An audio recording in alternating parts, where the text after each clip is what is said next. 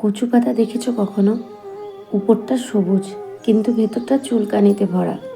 তেমনি কিছু মানুষ আছে, ওপরে মানুষের মতন দেখতে হলেও ভেতরটা আবর্জনাতে ভরা। সম্মান যদি করতেই হয় তাহলে গুণ দেখে করো, ধন সম্পত্তি দেখে নয়। বিশ্বাস যদি রাখতেই হয় তাহলে নিজের উপরে রাখো, অন্যের উপরে নয়। প্রত্যেকটা পরিচয়ের কোনো না কোনো কারণ আছে।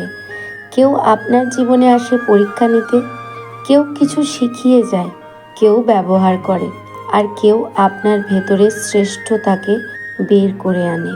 জীবনের 6টি নীতি। প্রার্থনা করার আগে বিশ্বাস করো। 2. কথা বলার আগে শোনো। 3. খরচ করার আগে উপার্জন করো। 4. কিছু লেখার আগে চিন্তা করো। 5. হাল ছাড়ার আগে চেষ্টা করো। 6. মরার আগে বাঁচতে শেখো। শুধু সাপ নয়, কিছু মানুষেরাও খুবই বিষাক্ত হয়। সাপকে তবুও দূর থেকে চেনা যায়, কিন্তু বিষাক্ত মানুষকে চেনা খুবই কঠিন। যৌবনে কাকও সুন্দর, শ্রাবণে নদীও কুমারী। ক্ষমতায় থাকলে সব কথাই হয় বাণী, শক্তি আর অর্থে মূর্খও হয় জ্ঞানী। এটাই সত্যি। কিছু মানুষ আপনাকে ঠিক ততটুকুই ভালোবাসবে যতটুকু আপনাকে সে ব্যবহার করতে পারবে। তাদের অসাধারণ ভালোবাসা তখনই শেষ হয়ে যাবে যখন আপনার কাছ থেকে তারা আর কিছু লাভ পাবে না।